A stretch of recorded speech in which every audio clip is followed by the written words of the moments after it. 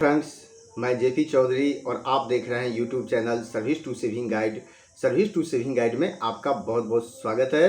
दोस्तों, जैसा कि आप जानते हैं कि सीसीए रूल्स 1965 के रूल 11 में कई तरह के विभागीय सजा का प्रावधान किया गया है और किसी केंद्रीय कर्मचारी के खिलाफ अगर कोई मिसकंडक्ट साबित होता है तो डिसिप्लिनरी अथॉरिटी उसमें से कोई भी सजा देने के लिए स्वतंत्र है। तो इस वीडियो में मैं आपको एक महत्वपूर्ण प्रोविजन से अवगत कराने जा रहा हूं और इसमें ये आपको बताने जा रहा हूं कि किस तरह के विभागीय आदेश या फिर विभागीय सजा है जिसके खिलाफ किसी तरह के अपील का प्रोविजन नहीं है। अगर आपको किसी भी तरह की विभागीय सजा दी गई है या फिर आपके खिलाफ डिपार्टमेंटल यानी कि विभागीय जांच चल रही है तो यह आपके लिए जानना बहुत ही महत्वपूर्ण है, क्योंकि समय रहते आप कदम ले सके और जो भी संभव है आप कर सके।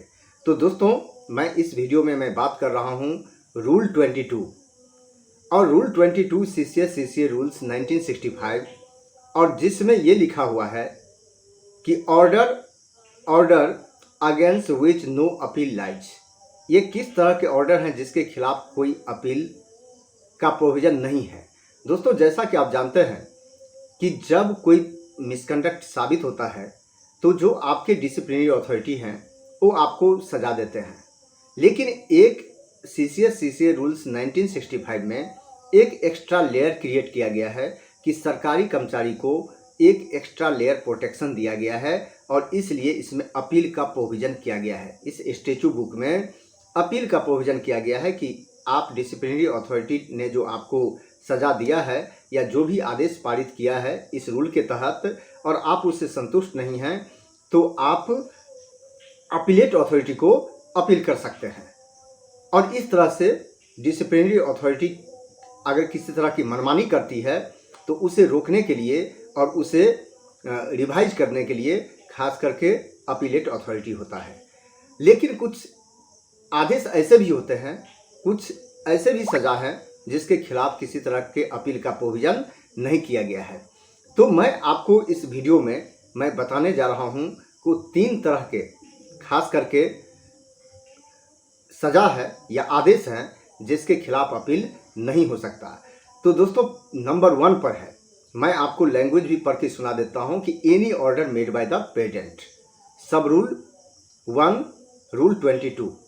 अब इसमें है कि अगर किसी भी तरह की विभागीय सजा अगर प्रेसिडेंट के द्वारा दिया जाता है तो उसके खिलाफ किसी भी तरह के अपील का प्रावधान नहीं है, क्योंकि कहा जाता है कि प्रेसिडेंट का जो पोस्ट है वो हाईएस्ट पोस्ट है।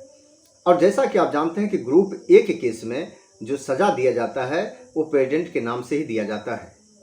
और जब कोई सजा प्रेसिडेंट के नाम से दिया जा चुका है यानी कि मिनिस्टर के द्वारा दिया जा चुका है तो उसके खिलाफ किसी तरह का अपील नहीं होता है, क्योंकि आपका केस जो हाईएस्ट अथॉरिटी है उसके द्वारा कंसीडर किया जा चुका है। तो इस केस में अपील का कोई प्रोविज़न नहीं है। अब मैं बात करता हूं आपके काम की। आप किसी भी कैटेगरी के एम्प्लॉई हैं और आपके खिलाफ मान लीजिए इंक्वायरी चल रहा है या फिर विभागीय सजा दी गई है तो अदरवाइज आप कर सकते हैं। उसके बारे में आपको एक अलग वीडियो में बताऊंगा कि किस तरह की विभागीय सजा है जिसके खिलाफ आप अपील कर सकते हैं। लेकिन यहाँ मैं बताने जा रहा हूँ कि जब आपको चार्जशीट दिया जाता है, इंक्वायरी सेटअप होता है तो इंक्वायरी ऑफिसर अपॉइंट किया जाता है और इंक्वायरी ऑफिसर जो है day to day proceeding conduct करती है to find out the fact. अब जिसे आप कहते हैं डिपार्टमेंटल इंक्वायरी। तो डिपार्टमेंटल इंक्वायरी जो होता है या जो डिसिप्लिनरी प्रोसीडिंग होता है, तो डिसिप्लिनरी प्रोसीडिंग में कई सारे केस में कर्मचारी को सस्पेंड भी किया जाता है यानी कि निलंबित भी किया जाता है। अगर आपको निलंबित किया जाता है तो उसके लिए अपील का प्रोविज़न सीसीए रूल में है। लेकिन सस्पेंशन के अलावा और डिसिप्लिनरी कोर्स में भी किसी तरह का ऑर्डर पास होता है तो उसके खिलाफ अपील का प्रोविज़न नहीं है। जैसे कि एक तो डिसिप्लिनरी केस में हो गया और दूसरा हो गया कि अगर इंक्वायरी ऑफिसर के द्वारा किसी भी तरह का ऑर्डर पारित किया जाता है, ऑर्डर पास किया जाता है डिसिप्लिनरी प्रोसीडिंग के कोर्स में, यानी कि इंक्वायरी के ड्यूरेशन में, तो उसके खिलाफ आप अपील नहीं कर सकते। अब मैं आपको सब रूल थर्ड, मैं एग्जैक्ट लैंग्वेज आपको बताने जा रहा हूँ रूल 22 का। इसमें है, any order passed by an inquiring authority in the course of an inquiry under rule 14, यानी कि रूल 14 के तहत major penalty inquiry, major penalty जो है प्रोसीडिंग चलाया जाता है। तो रूल 14 के तहत ही इंक्वायरी ऑफिसर को अपॉइंट किया जाता है।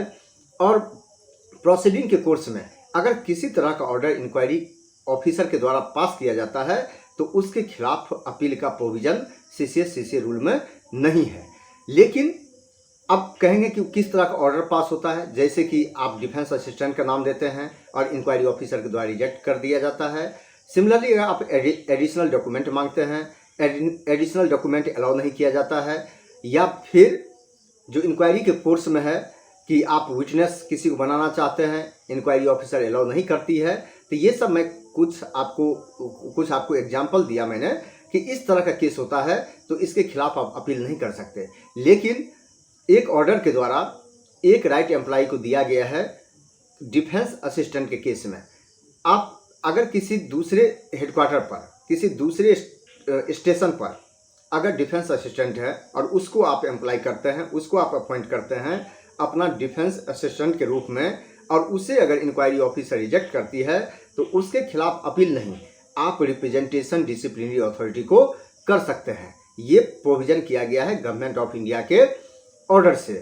तो दोस्तों आप समझ गए कि रूल 22 सीसीए रूल्स 1965 के तहत जो अपील का प्रोविजन है तो इन केस में नहीं है। इंक्वायरी के दौरान किसी तरह का ऑर्डर पास होता है इंक्वायरी ऑफिसर के द्वारा, डिसिप्लिनरी प्रोसीडिंग के दौरान किसी तरह का जो ऑर्डर पास किया जाता है सस्पेंशन को छोड़ के, तो उस केस में अगर कोई सज़ा प्रेजेंट के द्वारा दिया गया है विभागीय सज़ा, तो उसके खिलाफ आप अपील नहीं कर सकते, उसके लिए किसी भी तरह के अपील का प्रोविज़न नहीं है। तो दोस्तों मुझे पूरा विश्वास है कि यह वीडियो अच्छा लगा होगा, जानकारी अच्छी लगी होगी। अगर वीडियो अच्छा लगा, जानकारी अच्छी लगी तो आप इस वीडियो को ज़्यादा से ज़्यादा लाइक और शेयर जरूर कीजिएगा। यह वीडियो देखने के लिए आपको बहुत बहुत धन्यवाद।